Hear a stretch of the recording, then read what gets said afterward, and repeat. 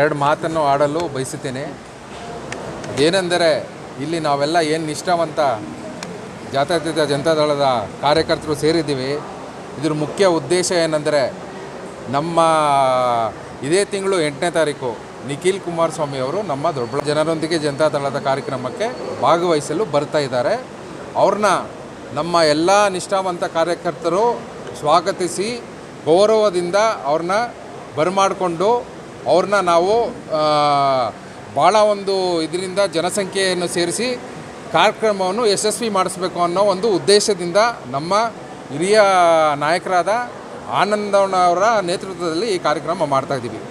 ಓಕೆನಾ. ಇನ್ನೊಂದೇನೆಂದರೆ, ಆ ವೇದಿಕೆಯಲ್ಲಿ ನಾವು ಯಾರೂ ಭಾಗವಹಿಸಿದ್ದಿಲ್ಲ. ಮುಖ್ಯವಾಗಿ ನಮ್ಮ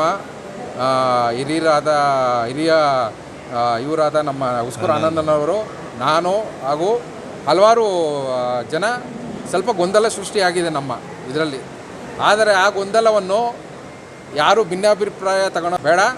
ನಾನು ಹೇಳೋದೇನೆಂದರೆ, ಎಲ್ಲರೂ ಸ್ವಾಗತ ಕೋರಿ ಎಲ್ಲ ಒಂದು ಕಾರ್ಯಕ್ರಮವನ್ನಲ್ಲಿ ಭಾಗವಹಿಸಿ ಯಶಸ್ವಿಗೊಳಿಸಿ ಆಮೇಲೆ ತದನಂತರ ಮುಂಬರೋ ದಿನಗಳಲ್ಲಿ ನಮ್ಮ ಏನು ಗೊಂದಲ ಇದೆ ಪದಾಧಿಕಾರಿಗಳಲ್ಲಿ, ನಾವು ಅದನ್ನು ಮುಂಬರೋ ದಿನಗಳಲ್ಲಿ ನಮ್ಮ ಇದರಲ್ಲಿ ನಾವು ಇದು ಮಾಡಿಕೊಂಡು ಹೈಕಮಾಂಡಿಂದ ನಾವು ಸರಿಪಡಿಸ್ಕೊತೀವಿ ಅನ್ನೋದನ್ನು ಪೂರ್ಣವಾಗಿ ಹೇಳ್ತೀವಿ.